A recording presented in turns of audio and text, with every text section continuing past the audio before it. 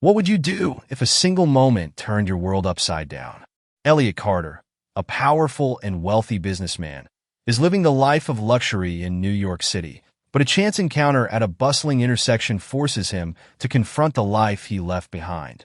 A struggling woman in a wheelchair and her two young sons, selling flowers to make ends meet, leave Elliot shaken. What he doesn't know yet is how deeply connected their lives truly are, or the painful truths waiting to unravel his carefully built world. As Elliot embarks on a journey to uncover the past, he's faced with betrayal, redemption, and the chance to rebuild a family he never knew he had. Will he earn their trust? Can he right the wrongs of the past? Or will the scars run too deep to heal? Join us for this heartfelt and gripping tale of resilience, forgiveness, and the power of second chances. Before the story begins, let us know in the comments, what's the most important part of a second chance? Taking accountability, proving your commitment, or something else? We'd love to hear your thoughts. Don't forget to hit the subscribe button for more inspiring stories and turn on notifications so you never miss an update. Now, let's dive into the story of a legacy of hope. The cacophony of Manhattan's mid-afternoon traffic was almost soothing to Elliot Carter. Inside his sleek, custom-fitted black sedan, the world outside felt like a distant memory. A string quartet's soft notes floated from the car's speakers, a deliberate choice to keep him grounded amid the high-stakes chaos of his life. Elliot was the kind of man who built his day in 6-minute increments. His schedule was a fortress, impenetrable to distractions and interruptions. But as he approached the intersection of 42nd Street and Lexington, something caught his attention that shattered his mental barricade. A woman sat in a wheelchair on the corner, her posture slouched yet determined. Beside her stood two young boys, no older than 7, holding small bouquets of flowers. The taller of the two handed a bouquet to a driver in a neighboring car, his other arm awkwardly balancing more flowers against his chest. Elliot's foot hovered over the brake pedal as his gaze fixed on them. The woman's face was pale, her cheeks hollowed by time and exhaustion. The boy's hair was dark and wavy, their clothes mismatched but clean. What struck him most were their eyes. Deep blue, bright as polished sapphires, and uncannily familiar. The light turned red, and Elliot rolled to a stop just a few feet from the trio. The taller boy noticed him and approached, a hopeful but nervous smile on his face. "Sir," the boy said, his voice tentative. "Would you like some flowers?" Elliot blinked, momentarily caught off guard. "How much?" he asked, his voice brusquer than intended. $5, the boy replied quickly. He glanced back at the woman in the wheelchair, who offered him an encouraging nod. "It's to help our mom." Elliot hesitated before pulling a $20 bill from his wallet. He handed it to the boy. "Keep the change." The boy's face lit up. "Thank you." Before Elliot could respond, the honking of horns broke through the moment. The light had turned green. He nodded curtly, pressing the gas pedal. But as his car surged forward, he found himself glancing in the rearview mirror. The boys were helping the woman reposition her wheelchair on the sidewalk, their small frames straining under the effort. Elliot clenched the steering wheel. Those boys, those eyes. They reminded him of someone he hadn't thought of in years. Someone he'd left behind. Elliot Carter's penthouse in Manhattan was the pinnacle of success. Minimalist design, towering glass walls offering a panoramic view of the city, and furniture that seemed too pristine to touch. It was a sanctuary for a man who thrived on control and precision. But tonight it felt suffocating. He stood by the window, staring out at the skyline. His reflection in the glass stared back, sharp gray eyes and a jawline carved by years of ambition and relentless drive. He had everything he'd ever wanted: wealth, power, and influence. So why couldn't he shake the memory of those boys? Elliot poured himself a glass of whiskey, the amber liquid catching the city lights. He thought of the woman in the wheelchair, her pale face lined with exhaustion. And those eyes, the boys' piercing blue eyes, nagged at him like a splinter beneath the skin.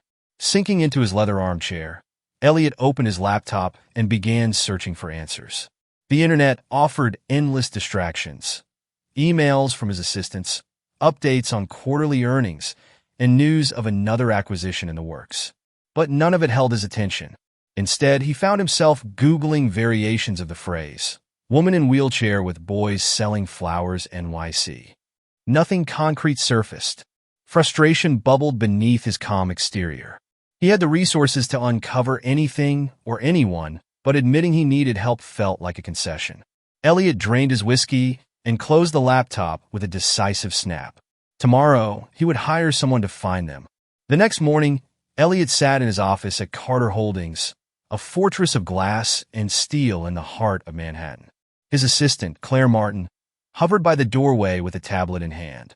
"Your 10 o'clock is here," Claire said. "Push it to 11, Elliot replied without looking up. Claire hesitated. Elliot was never one to delay meetings. "Is everything all right?" "Just reschedule," he snapped. Claire nodded, disappearing down the hall. Elliot picked up the phone and dialed the number of Sam Fields, a private investigator he occasionally used for sensitive matters. "Elliot Carter," Sam answered in his usual gruff tone. "I need you to find someone," Elliot said. "A woman in a wheelchair with 2 young boys. They were selling flowers near 42nd and Lexington yesterday afternoon." Sam chuckled. "Bit outside your usual sphere, isn't it? Just find them," Elliot snapped. "Anything else to go on?" Elliot paused. Her name floated to the surface of his mind, unbidden yet vivid. Ava Thompson. "She might be named Ava," he said. There was silence on the line. "You think they're connected to you?" Sam asked, his tone softening. "Just call me when you have something," Elliot said, ending the call. Sam returned with answers quicker than Elliot anticipated. "You were right," Sam said, handing over a manila folder. "Her name is Ava Thompson, 34, lives in Queens. The boys are hers, Jacob and Ethan. Twins, 7 years old." Elliot's pulse quickened. "And the wheelchair?" Sam's face darkened. "She was in a car accident 5 years ago. Left her paralyzed from the waist down." Elliot opened the folder. The first page was a grainy photo of Ava. Her face was thinner, her eyes heavier with years of struggle, but it was unmistakably her. "She's been living hand to mouth," Sam continued. "No family support. The boys help her sell flowers to make ends meet." Elliot stared at the photo. Memories of Ava flooded back, her sharp wit, her ambition, the way she challenged him in ways no one else dared. "Why didn't she contact me?" Elliot asked, more to himself than to Sam. "Sam hesitated." "That's the thing. She did." Elliot's head snapped up.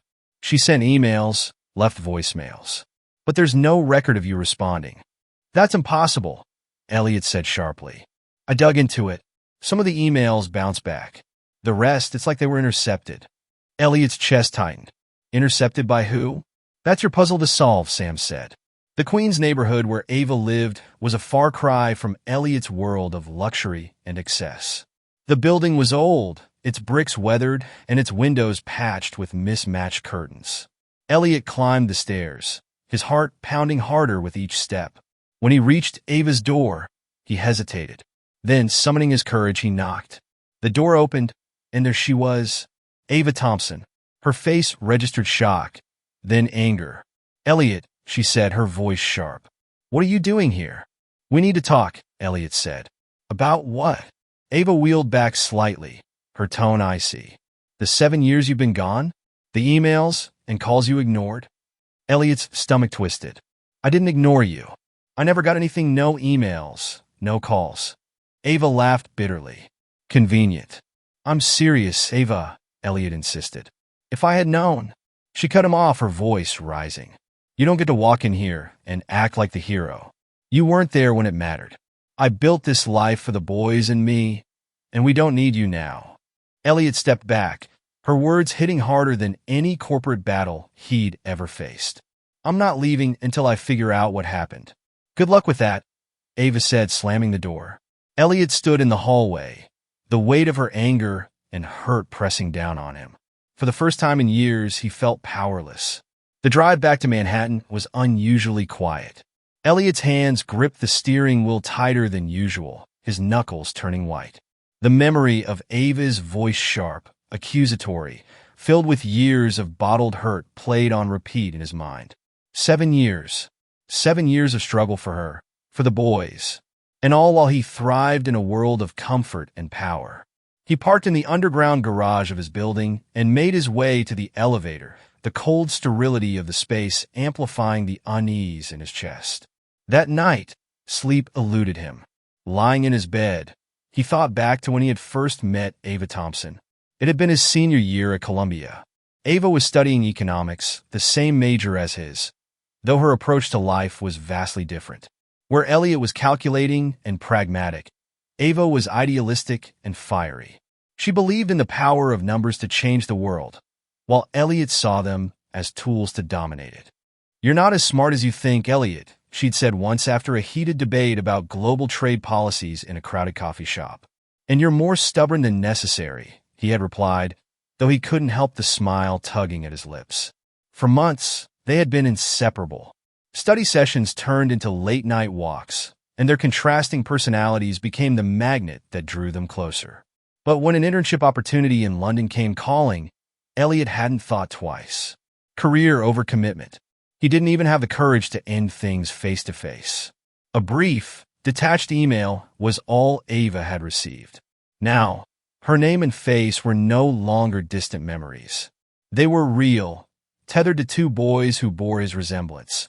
Boys who had grown up in circumstances he couldn't even begin to imagine. He got up from bed and stared out at the city lights. Somewhere out there, Ava and the boys were asleep in a cramped apartment. He had built an empire, but his world now felt empty compared to theirs. Elliot arrived at his office early the next morning, feeling an unusual weight in his chest. Claire, his assistant, knocked gently on the door before entering. "You've got a full schedule today," she said, placing his itinerary on the desk. "Board meeting at 9, client pitch at 11, and cancel everything," Elliot interrupted without looking up. Claire froze. "Excuse me? You heard me." Her tone softened, concern evident. "Elliot, is something wrong?" "I just need some time," he said curtly, though his tone lacked its usual sharpness. Claire nodded, sensing that further questions would go unanswered. Once alone, Elliot picked up the phone and dialed Sam's number. "I need you to keep digging," he said the moment Sam answered. "On Ava?" "Yes. There's something I'm missing. Something off." "What exactly are you looking for?" Elliot paused. "Everything.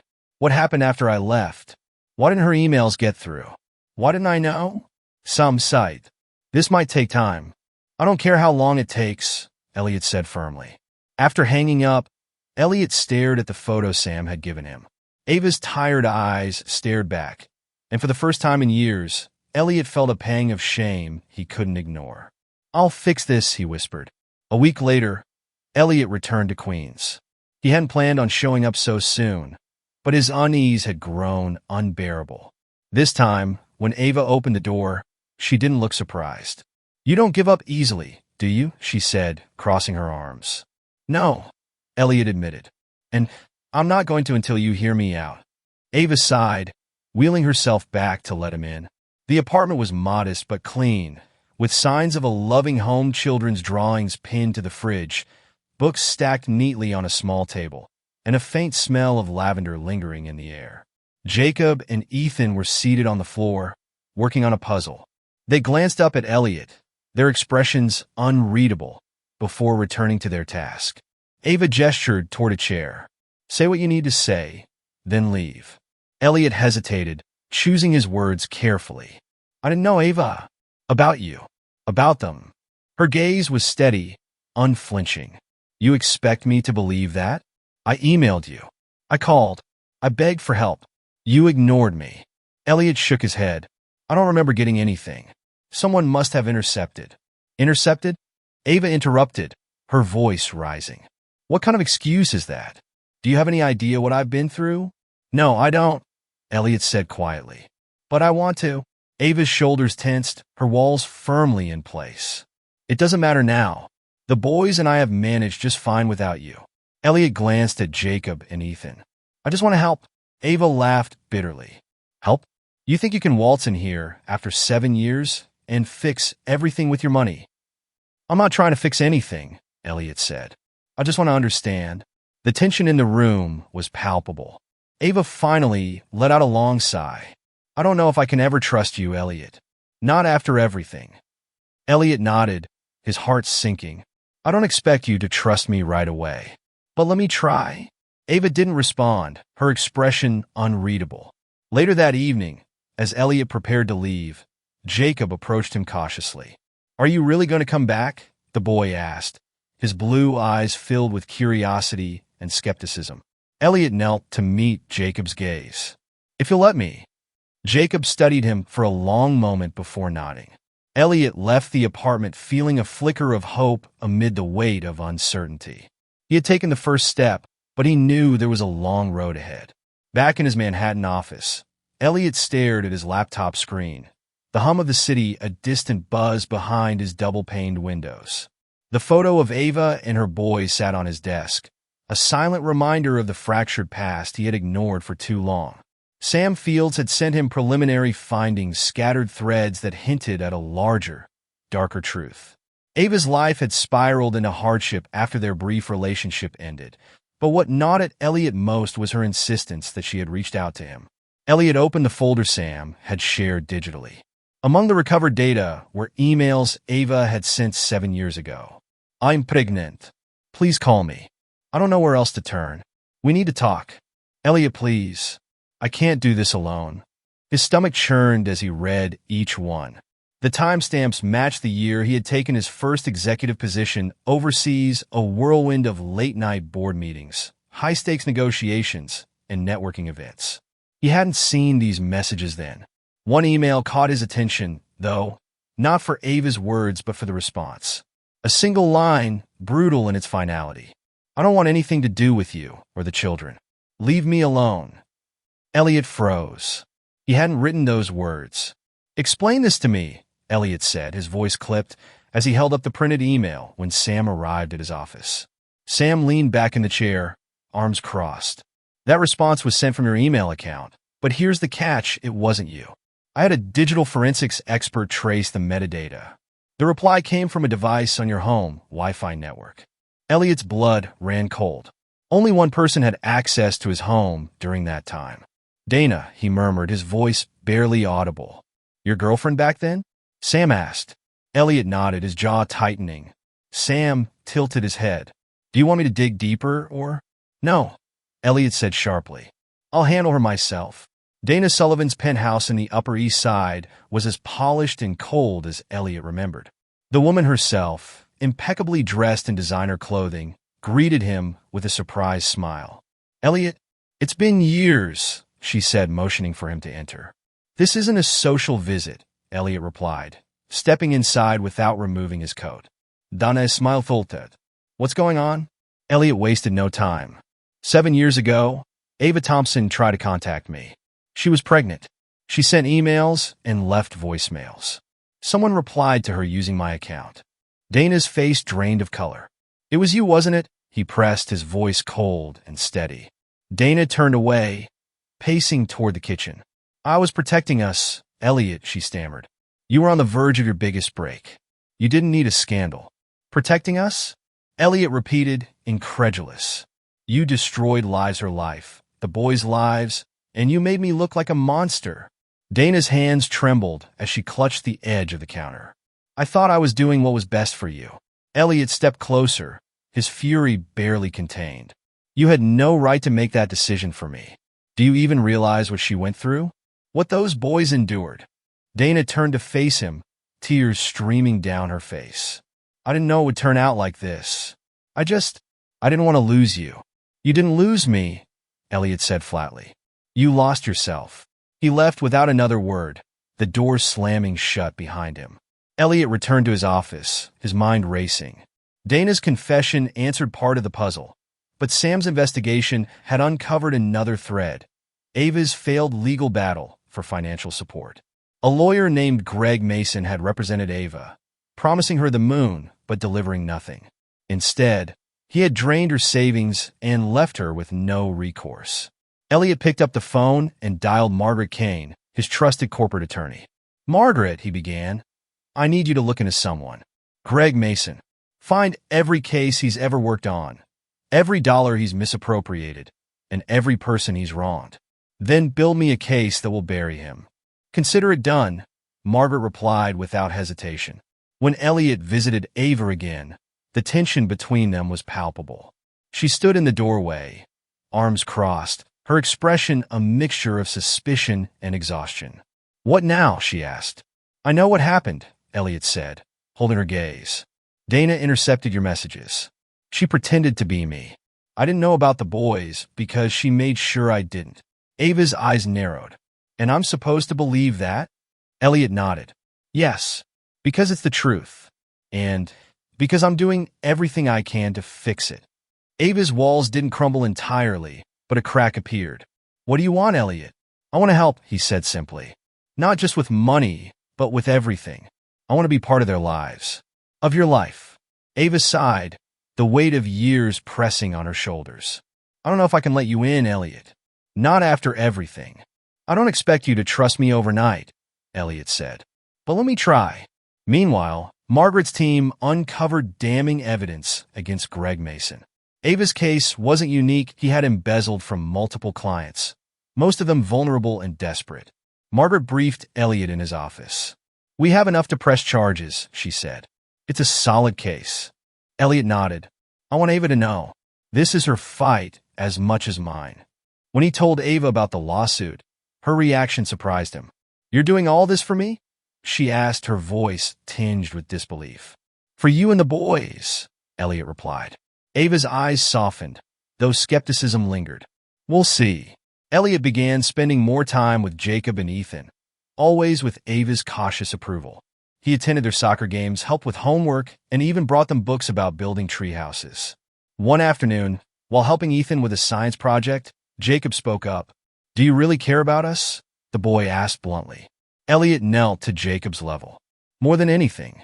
Jacob studied him for a long moment before nodding. Margaret informed Elliot that Greg Mason had been arrested and would face charges. Ava attended the initial court hearing, her hand trembling as she clutched the paperwork. Outside the courthouse, she turned to Elliot. "I didn't think justice was possible," she said softly. "It is," Elliot replied. "And this is just the beginning." For the first time, Ava allowed herself to believe that might be true. After the court hearing against Greg Mason, Elliot felt a strange mixture of satisfaction and unease. Justice was beginning to take shape for Ava, but something about her story didn't sit right with him.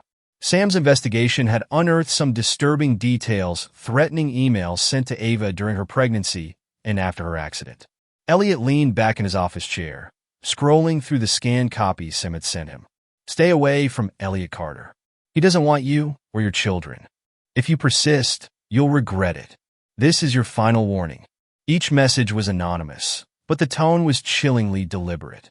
Sam walked into the office, a manila envelope in hand. "You were right to suspect something more." "What did you find?" Elliot asked, his voice taut. "These emails didn't just come from random accounts. The IP address is traced back to someone close to you." Sam paused before adding, "Your brother, Mark." Elliot's chest tightened. "Mark? That doesn't make sense." Sam shrugged. "I double-checked. He's connected to every message Ava received." Elliot sat in stunned silence. His brother had always been distant, more interested in protecting the family's wealth than building a relationship with Elliot. But this was beyond anything he could have imagined. Elliot's driver pulled up to the stately home in Westchester, where Mark Carter lived. The sprawling estate reflected the wealth their family had accumulated over generations. But to Elliot, it now felt hollow. Mark greeted him at the door with a stiff smile. "Elliot, what brings you all the way out here?" Elliot didn't return the smile. "We need to talk. Now." Mark led him into the study, pouring 2 glasses of scotch. Elliot didn't touch his. "You sent threats to Ava," Elliot began, his voice sharp. "You made her believe I wanted nothing to do with her or the boys." Mark froze, his glass halfway to his lips. "I don't know what you're talking about." "Don't lie to me, Mark," Elliot snapped, standing. "I have proof. Emails, IP addresses, everything points to you." Mark's expression darkened. "Fine. Yes, it was me. But I did what needed to be done." Elliot's hands clenched into fists. "What does that mean?" "You were on the verge of building something incredible, Elliot," Mark said defensively. "Our family's reputation couldn't handle a scandal like that. An ex-girlfriend showing up pregnant with twins? It would have ruined everything." Elliot stared at him, disgust evident on his face. You sabotaged their lives to protect your image? To protect some legacy? Mark's voice rose. It wasn't just my image, it was yours too. Everything you have now, everything you've achieved, could have fallen apart. Elliot stepped closer, his voice low and dangerous. What I have means nothing if it was built on the suffering of the people I should have protected. Mark looked away, unable to meet Elliot's gaze. We're done, Elliot said, his tone final. Stay out of my life. And if you ever try to interfere again, I'll make sure everyone knows exactly what you did. That night, Elliot returned to his penthouse, the confrontation with Mark playing on a loop in his mind. He poured himself a glass of water, staring out at the city lights. For years, he had believed his success came from hard work and determination. Now he couldn't separate it from the betrayals that had torn Ava's life apart. The next morning, he called Ava. Can we meet? He asked. She hesitated. Why? There's something you need to know, Elliot said. They met at a small cafe near Ava's apartment. She arrived with a guarded expression, her wheelchair maneuvering gracefully through the crowded space. What is it? She asked as she sat across from him. Elliot took a deep breath. I found out who sent those emails. The threats you received. Ava's eyes narrowed. Who? My brother, Mark. For a moment, Ava said nothing, her face a mask of barely restrained anger. Your brother? Why? He thought he was protecting me, Elliot admitted. He didn't want complications. He wanted to protect our family's image. Ava's voice trembled as she spoke. So, while I was struggling to raise two boys alone, while I was being threatened and scared for my safety, it was all because your family thought I wasn't good enough? Elliot shook his head vehemently. That's not how I feel. Not now, not ever. It doesn't matter how you feel now, Ava said bitterly. Where were you when I needed you? Elliot's shoulders slumped. I can't change the past, Ava. But I swear to you, I'm here now, and I'll do whatever it takes to make things right. Ava studied him, her expression softening just slightly. We'll see. The case against Greg Mason moved forward quickly. Margaret and her team had built a rock-solid case, uncovering years of fraud and exploitation. Ava was hesitant to attend the trial, but eventually agreed after Elliot assured her she wouldn't have to face it alone. The courtroom was cold and sterile, the sound of gavels and whispered conversations filling the air. Ava sat beside Elliot, her hands clenched tightly in her lap. When the guilty verdict was announced, Ava let out a shaky breath. Tears streamed down her face, a mixture of relief and vindication. Outside the courthouse, she turned to Elliot. Thank you, she said quietly. You don't have to thank me, Elliot replied. This was your fight. I just gave you the tools to win. That evening, Elliot returned to Ava's apartment, a sense of resolve settling over him. He knelt beside Jacob and Ethan as they played on the living room floor. Can I join? He asked. Ethan grinned. Sure. Jacob hesitated, but eventually nodded. Ava watched from the kitchen, her heart conflicted. For the first time in years, she felt the smallest flicker of hope that things might actually change. The morning sun filtered through the windows of Ava's apartment as Elliot stood in the kitchen, fumbling with a coffee maker that seemed older than he was. He'd come by unannounced, armed with bagels and a quiet determination to begin building trust not just with Ava, but with Jacob and Ethan. Ethan appeared first, his hair tousled and his smile bright. What are you doing? He asked, eyeing the coffee maker. Trying to make coffee, Elliot admitted with a sheepish grin. You're doing it wrong, Ethan said matter-of-factly, pulling a stool over to help. Ava wheeled into the room, her skeptical gaze softening as she watched her youngest son showing Elliot how to operate the stubborn appliance. Early start today? She asked. Elliot glanced at her, noting the edge in her tone. Thought I'd drop by. I have the day off. Convenient, she muttered, but there was less bite to her words than before. Jacob entered next, his face serious. Are you staying long? Only if you'll let me, Elliot said, crouching to meet Jacob's gaze. Jacob didn't respond, but didn't protest either. For Elliot, it felt like a small victory. Ava suggested they spend the afternoon at a nearby park. It was a place where the boys often played soccer with neighborhood kids. Elliot agreed, eager for the chance to engage with them on their turf. Ethan grabbed a soccer ball on the way out, running ahead as Jacob followed at a slower pace. Ava and Elliot walk side by side, their conversation tentative. "Why are you trying so hard?" Ava finally asked, breaking the silence. "Because I missed too much," Elliot admitted. "I can't change what happened, but I can try to be here now." Ava sighed, her gaze fixed on the boys. "They're not used to this, to having someone else around." "Then I'll take it one day at a time," Elliot said. The park was lively with the sounds of children's laughter and the occasional bark of a dog. Ethan immediately began kicking the soccer ball toward a small makeshift goal, while Jacob hung back, watching Elliot closely. "You play soccer?" Ethan called out. Elliot chuckled. "I'm not very good, but I can try." Ethan passed the ball to him, and Elliot spent the next hour chasing after the boys, tripping over his own feet more often than not. For the first time, Jacob cracked a small smile.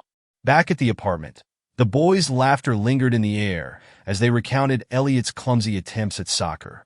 "Mom, he fell twice," Ethan exclaimed, giggling. "3 times," Jacob corrected, surprising everyone with his rare humor. Ava smiled faintly, but her eyes betrayed her inner conflict. Later, as the boys played in their room, she and Elliot sat in the living room. "You're good with them," Ava admitted, her voice low. "I'm trying," Elliot replied. "Trying isn't enough," Ava said, her expression hardening. "If you want to be part of their lives, you have to prove you're not going to disappear when things get hard." "I won't," Elliot said firmly. "I've heard that before," Ava whispered, pain flickering in her eyes. Elliot leaned forward, his voice soft but resolute. "I won't stop trying, Ava. Not this time." The boys had mentioned a long-held dream of building a treehouse in the small patch of woods near their apartment complex. Elliot saw it as an opportunity to connect with them further. He arrived one Saturday morning with tools, wood, and a printed blueprint he'd found online. "What's all this?" Jacob asked, his curiosity piqued. "I thought we could build that treehouse you talked about," Elliot said. Ethan's face lit up while Jacob hesitated. "You know how to build one?" "Not really," Elliot admitted. "But I'm a quick learner." The project became a weekend tradition. As the treehouse began to take shape, so did the boys' relationship with Elliot. "You're not so bad at this," Jacob said one afternoon as they hammered together a wooden ladder. "High praise," Elliot teased, earning a shy smile from the boy. One night, Ethan woke with a high fever and difficulty breathing. Ava panicked, calling out to Elliot, who had stayed late to help with the school project. Elliot didn't hesitate. He carried Ethan to the car and drove them to the nearest hospital, his heart pounding the entire way. Hours passed in the emergency room as doctors treated Ethan for a respiratory infection. Ava stayed by her son's side, holding his hand, while Elliot paced the room, speaking with doctors and nurses to ensure Ethan received the best care. When Ethan finally stabilized, Ava turned to Elliot, her exhaustion evident. "Thank you," she said softly. "You don't have to thank me," Elliot replied. "He's my son too." For the first time, Ava didn't argue.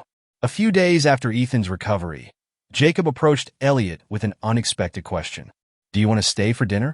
Elliot smiled, his heart swelling. "I'd like that." They shared a simple meal of spaghetti and meatballs around the small kitchen table. The boys chattered about school and the treehouse, their laughter filling the room. Ava remained quiet, observing the scene with a guarded expression. After dinner, as Elliot helped clean up, Ava pulled him aside. "They're getting attached to you," she said. "I hope so," Elliot replied. "Don't let them down," Ava warned, her voice firm. "I won't," Elliot promised. The treehouse was finally complete, a sturdy wooden structure nestled in the branches of a large oak tree. The boys invited their friends to see it, proudly showing off the work they had done with Elliot's help. As the boys played, Ava and Elliot sat on a nearby bench, watching them. "You've done more than I thought you would," Ava admitted. Elliot glanced at her. "I'm not stopping here." Ava didn't respond, but the faintest smile tugged at her lips. Jacob and Ethan darted out of the apartment, backpacks slung over their shoulders as Elliot waited by the car.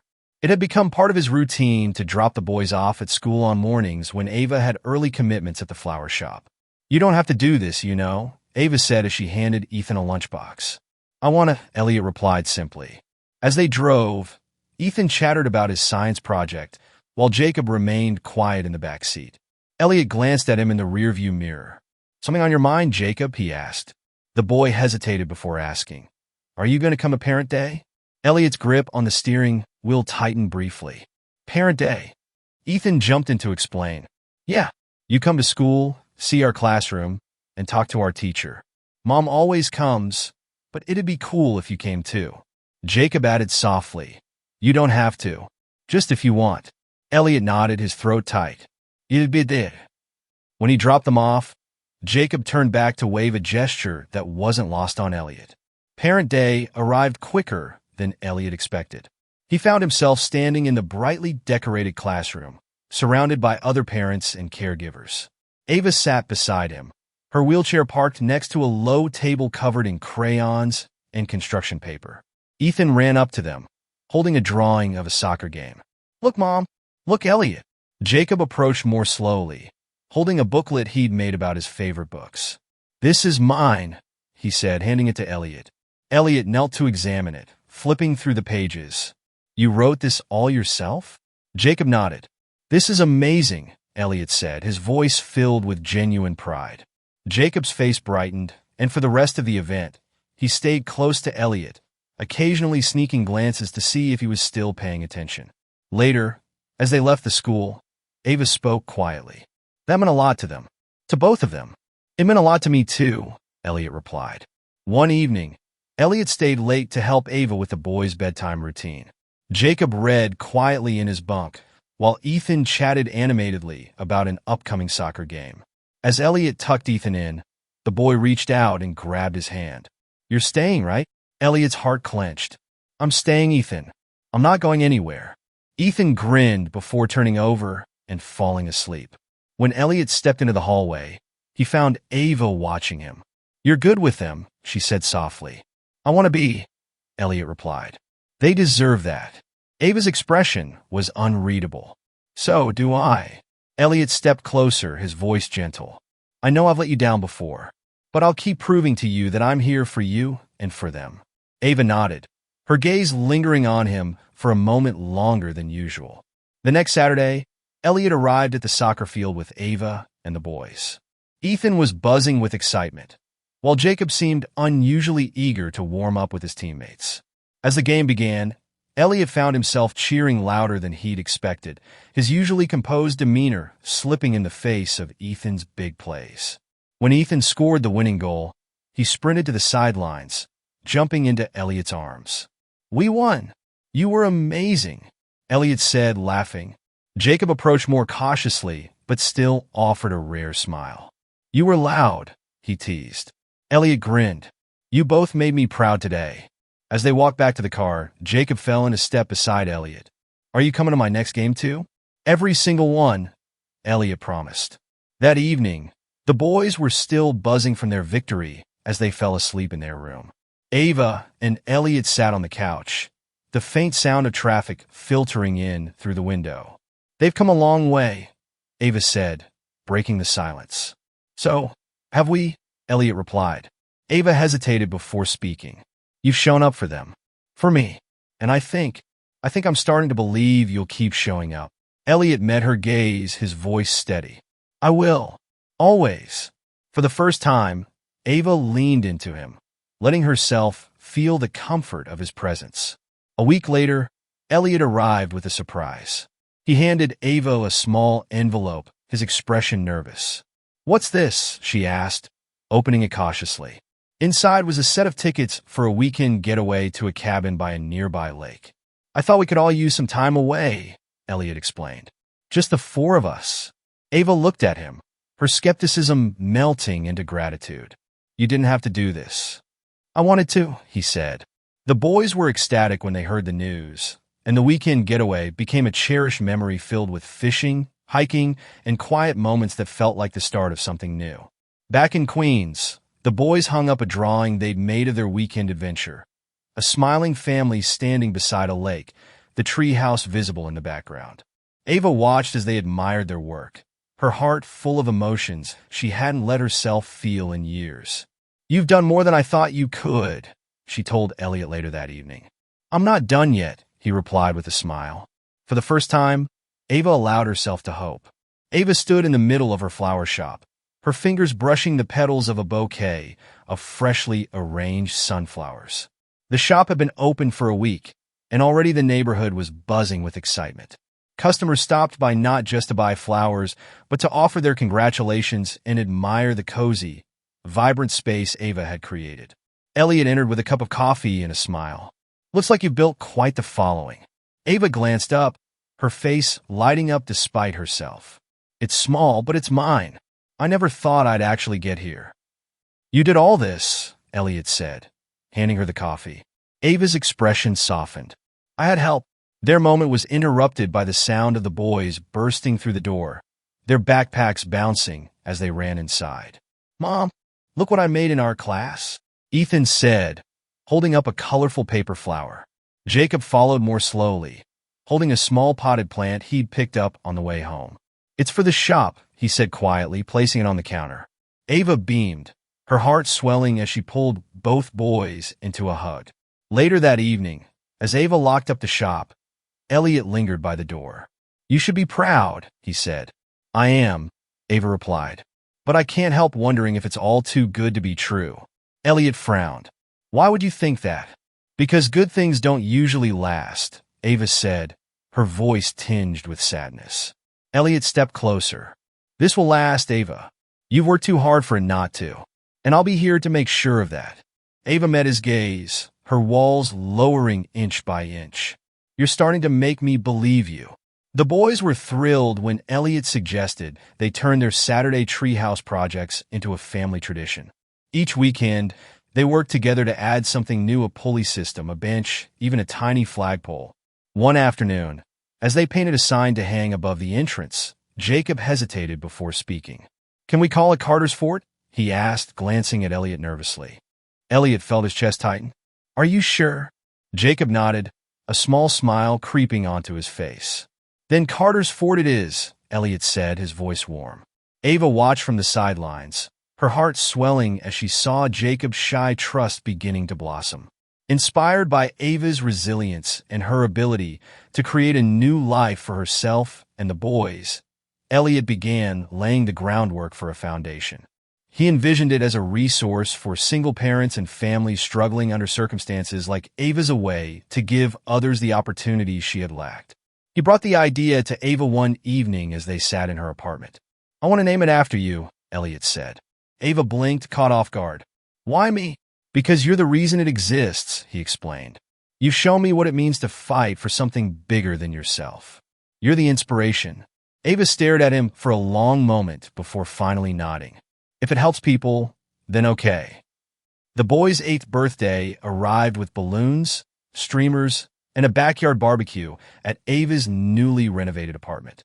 Friends from the community center, neighbors, and even some of Ava's regular customers came to celebrate. Elliot stood by the grill, flipping burgers while the boys tore into their gifts. Jacob unwrapped a telescope from Ava, his face lighting up with excitement. "This is awesome," he exclaimed. "Maybe we can use it to look at the stars together," Elliot said. Ethan's eyes widened when he opened his gift from Elliot, a shiny new soccer ball signed by his favorite player. "You got this for me?" Ethan asked, his voice filled with awe. "You earned it, buddy," Elliot said with a grin. As the party wound down, Ava found herself watching Elliot interact with the boys, her heart full of emotions she couldn't yet name. That night, as the boys fell asleep clutching their new treasures, Ava and Elliot sat together on the couch. "You've given them so much," Ava said quietly. "They've given me even more," Elliot replied. Ava hesitated, then spoke the fear that had been gnawing at her.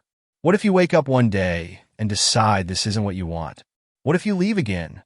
Elliot reached for her hand, his touch steady and reassuring. "I won't leave, Ava. I've already missed too much. I'm here to stay for you and the boys."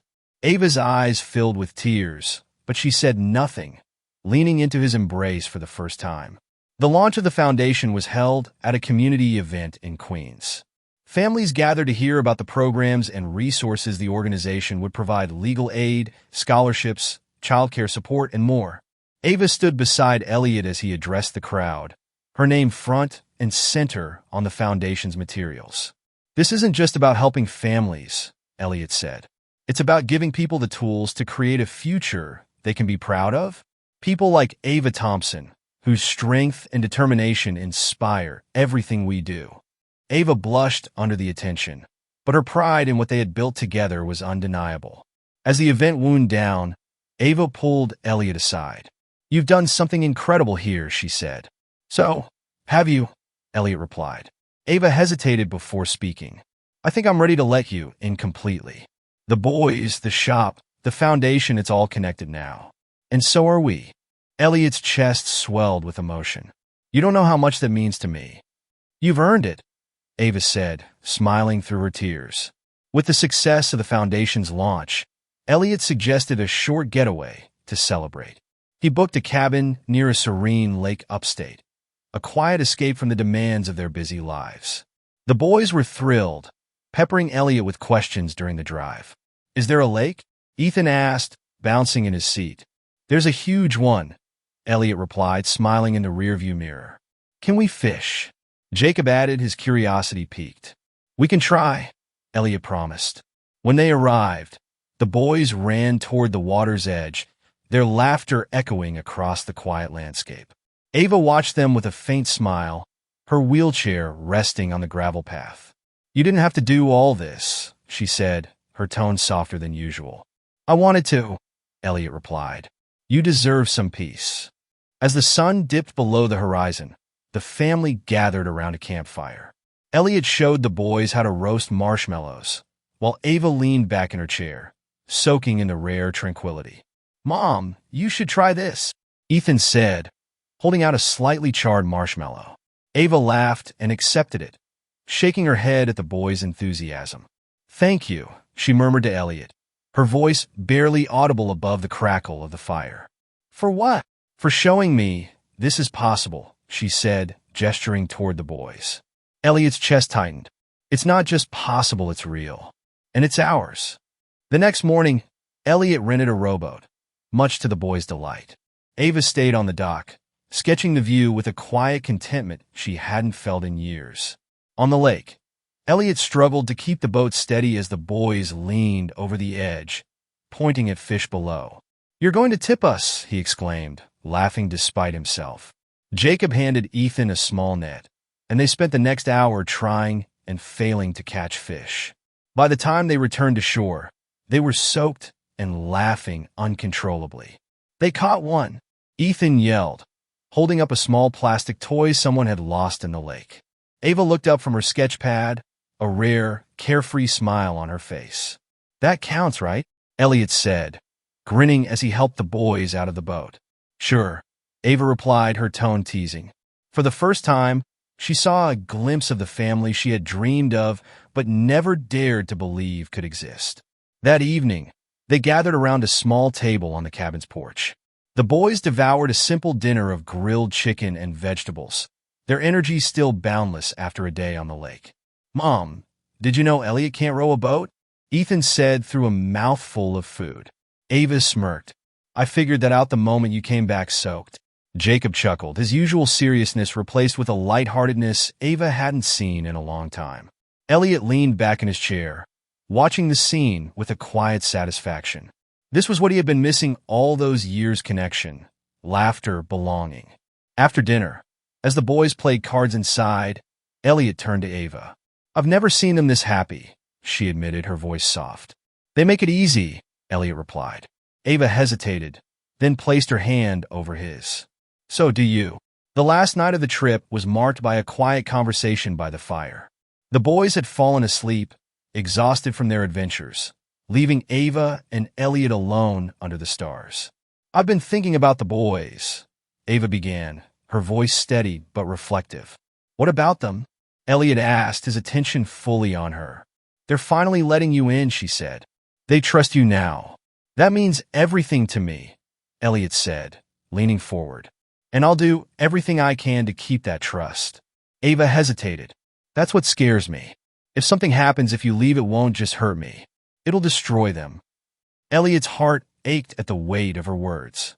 "Ava, I know I've failed before, but I won't fail this time. I won't leave. Not ever."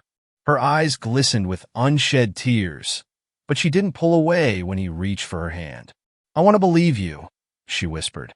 Then let me show you, Elliot said. When they returned to Queens, the boys eagerly showed off their drawings and stories about the trip to their friends and teachers. The joy in their faces was infectious, and even Ava seemed lighter. Elliot, too, felt a renewed sense of purpose. He threw himself into the foundation's work, using his influence and resources to expand its reach. Ava became an unofficial advisor, her experiences shaping the programs they developed. One afternoon, Elliot stopped by the flower shop to find Ava helping a young woman arrange a bouquet. The woman, a single mother, had come for advice about applying to one of the foundation's childcare programs. "You're doing good work here," Elliot said when the woman left. "So are you," Ava replied. "Together, we could do even more," Elliot said, his tone hopeful. Ava looked at him, her expression unreadable. "Maybe." Several weeks later, Elliot invited Ava and the boys to a gala for the foundation. Ava hesitated, uncomfortable with the idea of dressing up and stepping into Elliot's world. "You'll be the star of the night," Elliot assured her. "I don't need to be," Ava replied. "This is your world, not mine." "It's our world now," Elliot said gently. With his encouragement, Ava agreed. The boys wore matching suits, their excitement palpable as they entered the grand ballroom. Ava, in a simple but elegant dress, turned heads as Elliot proudly introduced her to colleagues and donors. During a speech, Elliot spoke directly to Ava. "This foundation exists because of one woman's strength, resilience, and belief in something better. Ava Thompson showed me what it means to fight for a future worth having, and everything we've built here is a tribute to her." Ava's eyes filled with tears, and for the first time, she allowed herself to believe in the life they were building together. After the gala, Elliot pulled Ava aside, his heart pounding. "I've been waiting for the right moment," he began, reaching into his pocket. "And I think this is it." Ava's breath caught as he knelt before her, holding a small velvet box. "I love you, Ava, and I love Jacob and Ethan. You're my family, and I want to spend the rest of my life proving that to you. Will you marry me?" Ava stared at him, her emotions overwhelming. Finally, she nodded, tears streaming down her face. "Yes, Elliot, I will." Ava sat by the window of her flower shop, the morning sun casting a soft glow over the room. The engagement ring on her finger caught the light, its subtle brilliance a quiet reminder of how much her life had changed. She glanced out at the street, where Jacob and Ethan played catch with Elliot in front of the shop. Their laughter echoed through the air, drawing a smile from her lips. A customer entered, breaking her thoughts. "Good morning, Ava. How are those wedding plans coming along?" Ava blushed, adjusting the notebook on the counter. "Slowly. I've been too busy to focus on them." "Well, you've got plenty of time," the customer said with a wink. "But don't wait too long. A good man like that doesn't come around every day." Ava nodded, her heart warming. She wasn't just planning a wedding. She was building a future she had once thought impossible. Elliot and Ava decided it was time to find a home where they could all live together. Ava was reluctant to leave her apartment. It had been a safe haven during years of struggle, but the boys were growing, and they needed more space. One weekend, the family toured a modest house in Brooklyn with a large backyard. The boys were immediately smitten with the idea of building another treehouse, while Ava lingered in the kitchen, imagining family dinners and quiet mornings with coffee. "What do you think?" Elliot asked, his voice gentle. Ava ran her fingers along the countertop, her emotions swirling. "I think it could be perfect." Elliot smiled, relief and excitement in his eyes. "Then let's make it ours." With their new home secured, Elliot threw himself into expanding the foundation. Ava joined him, balancing her work at the flower shop with her growing role in shaping the organization's programs. They introduced workshops for single parents, offering financial planning advice, job training, and emotional support. At one event, Ava spoke to a crowd of women, sharing her journey. "I thought I was alone," she said, her voice steady but emotional. "But there are always people willing to help, even when you don't expect it. And sometimes, life surprises you in the best way." The applause was thunderous, and as she stepped off the stage, Elliot was there to meet her with a proud smile. "You were incredible," he said, pulling her into a hug. Ava laughed, her cheeks flushed. I had a good example to follow. The day of the wedding dawned clear and bright, the spring air crisp with promise. Ava's flower shop had been transformed into a picturesque venue, the aisles lined with delicate arrangements of white roses and lavender. Ethan and Jacob stood proudly as ring bearers, their suits slightly wrinkled from their excitement. Elliot waited at the altar, his usually composed demeanor softened by emotion. When Ava appeared at the end of the aisle, her wheelchair adorned with delicate flowers, every head turned. She wore a simple ivory dress, her smile radiant as she locked eyes with Elliot. As she wheeled forward, the boys walked beside her, carrying her train. The sight brought tears to more than one guest's eyes. The ceremony was intimate and heartfelt, the vows filled with promises of love, resilience, and unity. I never thought I'd have this, Ava whispered as Elliot slid the ring on her finger. You deserve everything, Elliot replied, his voice thick with emotion. When the officiant pronounced them husband and wife, the boys cheered louder than anyone. The transition to life in the new house wasn't without its challenges. The boys had to adjust to new schools, Ava had to find a balance between work and home, and Elliot faced the learning curve of being a full-time father. One evening, Jacob approached Elliot in the backyard as he worked on the new treehouse. Do you think we'll always stay here? Jacob asked, his voice quiet. Elliot set down his hammer and crouched beside him. What makes you ask that? I don't want things to change again, Jacob admitted. Elliot placed a hand on his shoulder. I promise, Jacob. This is our home now, and it always will be. Jacob nodded, his expression softening. Okay. The foundation continued to thrive, with Ava and Elliot hosting monthly community events. One evening, as they set up for a family game night at the center, Ava noticed a young woman struggling with two small children. She walked over, offering the woman a warm smile. Can I help? The woman looked relieved. Thank you. It's been a rough day. Ava knelt to pick up one of the dropped toys. I've been there, she said gently. But it gets better. I promise. Elliot watched the exchange from across the room, his admiration for Ava growing. She's amazing, Margaret, the foundation's attorney, said as she joined him. She's everything, Elliot replied. The years passed with a mix of challenges and joy. Jacob and Ethan grew into confident young men, their bond with Elliot deepening as he coached their soccer team and helped with school projects. Ava's flower shop expanded, opening a second location in the next neighborhood. The foundation grew as well, earning recognition for its innovative programs and grassroots approach. One evening, the family gathered in the backyard for a barbecue.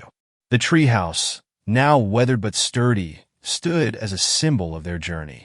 I think we've done okay, Ava said, leaning into Elliot's side.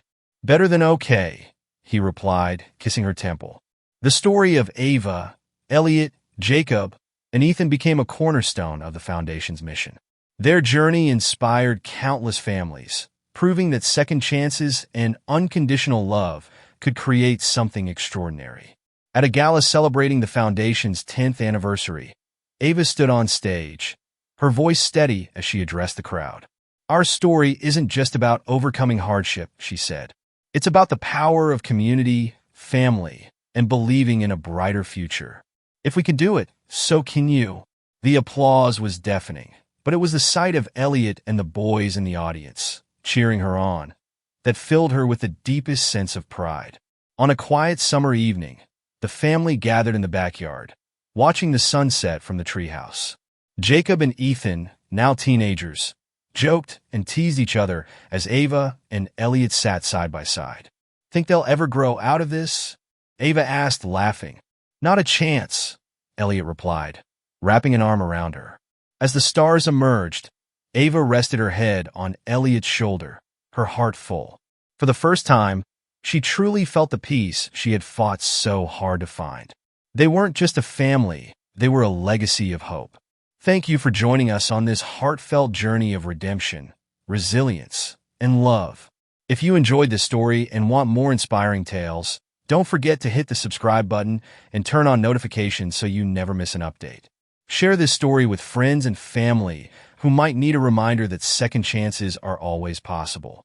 See you in the next one.